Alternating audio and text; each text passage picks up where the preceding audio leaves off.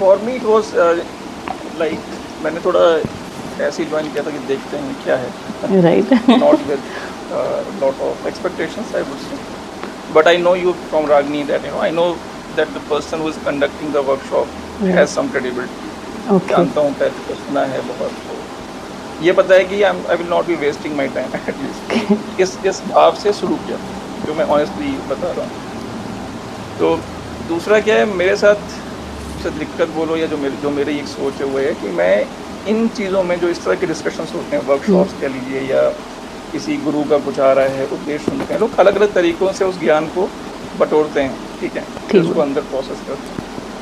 तो मुझे बहुत दिक्कत होती है किसी इन चीज़ों में स्टूडेंट बन के सुनने की, ठीक है, कि मैं तुम ये वर्कशॉप ले रही हो, राइट, तो I can not consider myself as a student, I never consider myself as a student, या किसी गुरु से भी सुनता हूँ तो मैं स्टूडेंट बन के नहीं सुन पाता। आई पार्टिसिपेट एज अ कलीग, सहकर्मी, सेम जर्नी पे हैं, बिकॉज आई बिलीव कोई भी अभी इतना वो नहीं हुआ है कि सब कुछ वो मतलब एक पीक पे पहुंच गए और एब्सोल्यूट गाइडेंस कहीं से मिलेगा। तो सहकर्मी है, कोई ज़्यादा इवॉल्व है, कोई कम इवॉल्व है, उस जर्नी पे सब लोग हैं। तो 2-3 चीज़ें मैं ऐड करूंगा, then I will come to feedback. I just take 5-10 minutes. Take your time, we have all the time in this world. Yes. तो जैसे अभी होता क्या है कि हेमा की बात से सुनी, राइट, कि 9 बजता है तो एक एक्साइटमेंट हो जाता है कि सब करेंगे। तो वो एक्साइटमेंट बेसिकली इनबिल्ट है ना, वो जो क्यूरियोसिटी है कि खुद को समझने की, खुद की चीज़ों को रिजॉल्व करने की, उस पीक एग्जिस्टेंस के पीक तक पहुंचने की, सब में वो खलबली है, कहीं ना कहीं क्यूरियोसिटी बनी हुई है, ठीक है।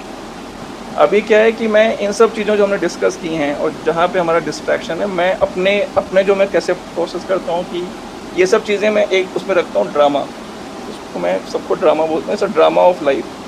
और फिर उससे हट के जो रियलिटी है that is the real thing which you have to achieve, ठीक है। और वो ड्रामा कैसे है, जैसे हेमा ने एक इंसिडेंट शेयर किया, वो लड़की दिखी, उसके बाद कोई रिएक्शन नहीं हुआ, कोई।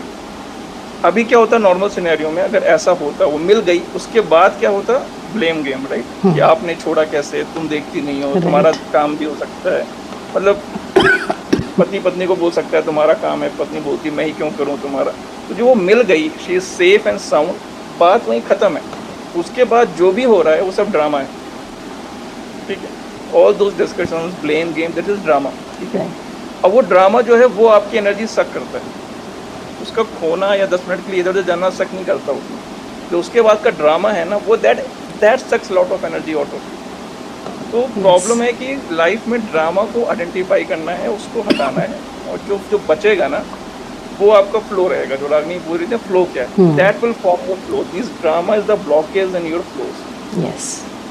अब वो ड्रामा है दिमाग में कॉबवेब की तरह रहता है, जंजाल की तरह, क्योंकि आपने कभी बैठे ही नहीं 1 घंटा 1.5 घंटा अपने साथ, ठीक है। 5 मिनट के लिए कुछ परेशान हुए, कुछ और काम करने लगे, डिस्ट्रैक्ट हो गए, प्रोफेशनल वर्क, घर का काम।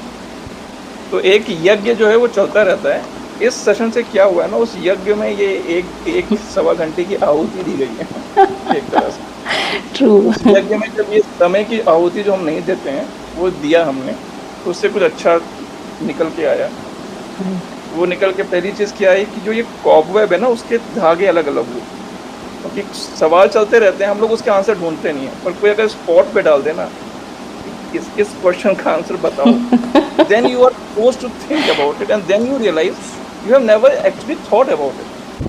आपके मन में कहीं सुपरफिशियल लेवल पे था, बट आप अंदर तक गए ही नहीं उसको निकालने के लिए कि आपके अंदर क्या है। तो सबसे जो इफेक्टिवनेस थी सेशंस की, जो स्ट्रक्चर्ड वे में डिज़ाइंड है और जो क्वेश्चंस हैं उनको करते हैं और फिर लाइक माइंडेड लोगों से डिस्कस करते हैं, तो we really touch the essence, कहाँ पे वो प्रॉब्लम है, वो है क्या है बेसिकली।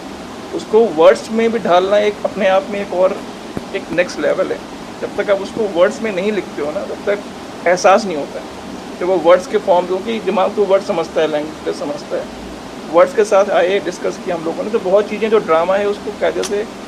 मेरी जर्नी ये रही कि मैं उसको आइडेंटिफाई कर पा रहा हूँ, हाँ यहाँ पे ये ड्रामा चल रहा है। दूसरा जो सेशन से मेरा इंटेक था या टेक अवे है, वो ये है कि जो ये अंदर की जर्नी है वो चलती रहती है। इसमें इन सेशंस ने एक तरह का किक का काम किया है। बीच में ना थोड़ा ठहराव हो जाता है, तो कुछ एक ऐसा रिफ्रेशर, एक किक हो गया। दूसरा है कि जर्नी अक्सर अंदर की चलती रहती है कि खुद को कैसे हम सॉर्ट आउट कर लें, एक थिंकिंग पे पहुंच जाएं जैसे ज़िंदगी थोड़ी आसान सी हो जाए। लेकिन इन वर्कशॉप ने एक नया आयाम जोड़ दिया उसमें, जब आपने ऑर्डर्स की बात की, एनिमल्स की, प्लांट्स की, राइट, तो समझ में आया it's not about just about yourself. आप एक दुनिया में हो, उसकी चीज़ें भी मैटर करती हैं जिसके बारे में हम सोचते नहीं। Like those questions hit me very hard, that what are you, how are you useful to air, how are you useful to soil, and really I went blank, right? How am I useful to air? मतलब सोचा ही नहीं, क्योंकि बहुत कुछ सोचा पर ये नहीं सोचा, right? तो ये कुछ नया था, मतलब ये ऐसा नहीं था कि हर जगह सुन रहे हैं और यहाँ भी है। It was totally new perspective. इस बारे में भी सोचना है, अगर इंसान है, दुनिया में रह रहा है और सबसे बुद्धिजीवी जानवर है, तो उसको अपनी प्रकृति के बारे में भी सोचना पड़ेगा, राइट? तो सोचना चाहिए। ऐसा तो जिंदगी ऐसे भी कट जाएगी, बट वो जो सेटिस्फैक्शन है ना, वो नहीं आएगा। Think about the real thing. Yes, तो वो एक था। दूसरा था कि फाइनेंशियल वेल बीइंग की जो बात थी, वो एक बहुत अच्छी चीज़ मुझे दिखी। तो emotional well being, mental well being, spiritual well being, इसकी जर्नी पे मेरा जो खुद का एक्सपीरियंस, मैं रहता हूँ, मतलब ऑन एंड ऑफ रहता हूँ। एक फेज आता है जब बहुत अच्छा, एकदम पीक पे लगता है कि दिमाग में एकदम बढ़िया काम कर रहा है, और फिर लो फेज चलता है। तो ये जर्नी चलती रहती है। लेकिन फाइनेंशियल वेलबींग के बारे में नहीं सोचते हो। पैसा कमा रहे हैं, काम चल रहा है, उस पैसे का क्या सदुपयोग है, या कैसे उसको देखना चाहिए, पैसे को कैसे देखना है, पैसे की क्या उपयोगिता है, उसका रियल पर्पस क्या है, वो जो सोचने को मजबूर हुआ आदमी, वो एक टेक अवे था। That is also something which we have to think about. और भी एक दो पॉइंट्स हैं मेरे। Yes yes, go ahead. कि सबकी अपनी जर्नी है, ठीक है। अब हर आदमी अपनी तरफ से कोशिश करता है। अब जैसे तुम let's, I am calling you तुम, इट्स ओके। तो एक एक्सपीरियंस है, मतलब कुछ पढ़ा है उसके बारे में, एजुकेशन लिया है, समय निकाल के उसमें डेडिकेट किया, right. You have devised your own ways of how you have reached that stage. Journey तो चलती रहेगी, पर एक स्टेज तक पहुंचे हैं, तो उसके आगे की जर्नी दिख गई, इधर जाना है भाई। तो मेरे जो अपने अनुभव है और तुम्हारे अनुभव को सुन के, वो एक नया रास्ता बनता है, ठीक है। इस रास्ते पे भी देखा जा सकता है कि कैसे हम वहाँ तक पहुँच सकते हैं। तो बहुत चीज़ें थी, बहुत अच्छी चीज़ें थी जो सीखने को मिली, जो मैंने हाईलाइट किया कि एक चीज़ जो मुझे बहुत, जो जिसने रियली में इम्पैक्ट डाला। इमोशनल बीइंग, वेलबींग ने नई चीज़ें नहीं बोलूँगा, बट वही जो चीज़ें हैं उसको रिफ्रेश किया। जिस जर्नी पे हूँ, जो सोचता हूँ, उसको बहुत ज़्यादा रिफ्रेश किया। यस। दूसरा था कि मैं स्पिरिचुअल बीइंग को थोड़ा और सोच रहा था कि ये थोड़ा और खुल के डिस्कस करना चाहिए, क्योंकि एक सेशन काफ़ी नहीं है। There is no session. This is the introduction. Actually, this is this is your invitation to the next session. तीन चीज़ों को मैंने डिस्कस नहीं किया, relational, coexistential and spiritual, but these are also the human aspects. जब तक आप drama से, as you put it very well, this is the drama part, तो वो ड्रामा पार्ट अगर आप सॉर्टेड नहीं हो, मेंटल क्लैरिटी वाली, अभी क्या है ना, all three of you, whatever you mention ना, it is showing that you have started thinking from the mental clarity perspective. जैसे for example, if you are identifying the drama, मतलब आप अलग अलग कर रहे हो, this is reality, this is drama. ये जो अलग अलग करना है, जो श्लेष्मा, जो चिपकाव को अलग करना है, that means right now you are acting from the mental being, you are mental being, है ना, वो जगह से वी आर एक्टिंग।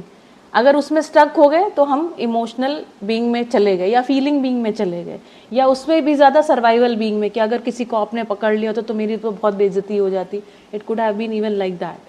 तो हम फिर वो गिरते वहाँ से चले जाते। सो मेंटल क्लैरिटी वाले पॉइंट पे पहुँचने के बाद then there is this journey, जो हम आगे, है ना, प्रयोजनीयता जिसको कहते हैं, पर्पस जिसको कहते हैं, वो आइडेंटिफिकेशन होगा।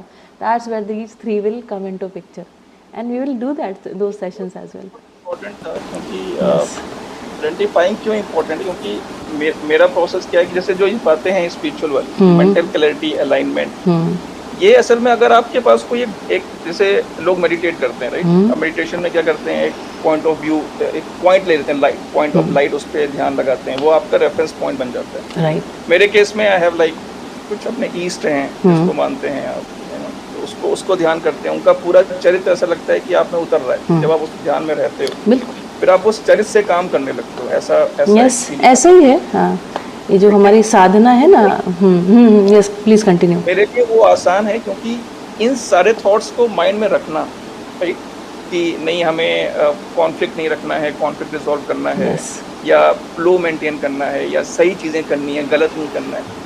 ये constantly thinking it's a lot of effort. Yes. इस कॉन्शियसनेस को बरकरार रखना इतना आसान नहीं है। मेरे लिए आसान क्या रहता है, जब मैं एक उस पर ध्यान लगा देता हूँ, मतलब जो भी मेरा ईस्ट है या जिसको मैं मानता हूँ, और somehow it happens that once you are on to him, that consciousness जैसे बोलते हैं, उस पर अगर डायरेक्ट हो गई तो अपने आप वो चीज़ें उतर आती हैं, वो नेचुरल हो जाता है। राइट चीज़ करना, अपने आप से भी झूठ ना बोलना, मतलब मिस कॉल जो अंदर से आती है बहुत बार हम सुनते नहीं हैं, उसको भी सुनना, और वो सब चीज़ें।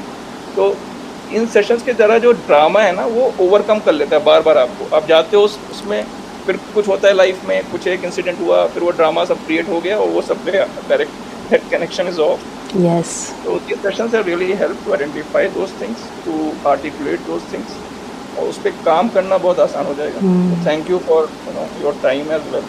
And this was one of the, I would say, valuable investment of my time, yes in recent years. Yeah. तो यज्ञ में आहुति दे दी है, देखते हैं क्या निकलता है। अच्छा ही निकलेगा, परमात्मा ही प्रकट होंगे इस यज्ञ से, और क्या होगा, है ना। यही दिस इज द एक्सपेक्टेशन, है ना। So you know what Vishnu was mentioning, this is भक्ति, एंड है ना, प्रभु जैसे जैसे हैं वैसे वैसे मैं हो जाऊं, है ना, ये कोर है इस पूरे जो भी what ever Vishnu was mentioning. So I was also a meditation teacher once, and then I stopped taking those classes. I'll share a little bit about that. Spiritual being का aspect है, उसमें ये आएगा। 3 घटनाएं घटती हैं। एक तो है ध्यान करना। Most of us just remain there. So ध्यान करना मतलब 2 घंटा, 1 घंटा, आधा घंटा जो भी आप ध्यान करते हो, and then you just again are in your routine. So these sessions I've stopped taking those meditation. I'm no more a meditation teacher. I said कि भाई ये ठीक नहीं, बहुत slow process. में ध्यान करना, ध्यान देना, और तीसरा स्टेप है ध्यान का बने रहना। तो all my work has now shifted to ध्यान देना, because मुझे ध्यान को दिलाना पड़ेगा। I've actually my journey is also evolving. ध्यान करना, I am as a healer, as a meditator, मैं वो करती हूँ, it supports my practices. But नहीं, ध्यान करना पे स्टक नहीं होना है, ध्यान देना और ध्यान का बने रहना। जैसे विष्णु का ये टफ है, ये जो टफ वाला पार्ट है ना, यही आपकी जर्नी है, ध्यान देना, ध्यान का बने रहना। और ये जो परिमार्जन है ना, ये इस तरह का जो ट्रांसफॉर्मेशन है ध्यान करने से ध्यान देना, so that is the evolution that we all are looking for, है ना। और ये मेरा फ्रेमवर्क है जहाँ पे मैं कह रही हूँ भाई इतने से काम नहीं बनेगा, आगे बढ़ो। और ध्यान को बनाए रखने के लिए भी एक कार्यक्रम चाहिए, you need couple of people. इसलिए मैंने कहा आई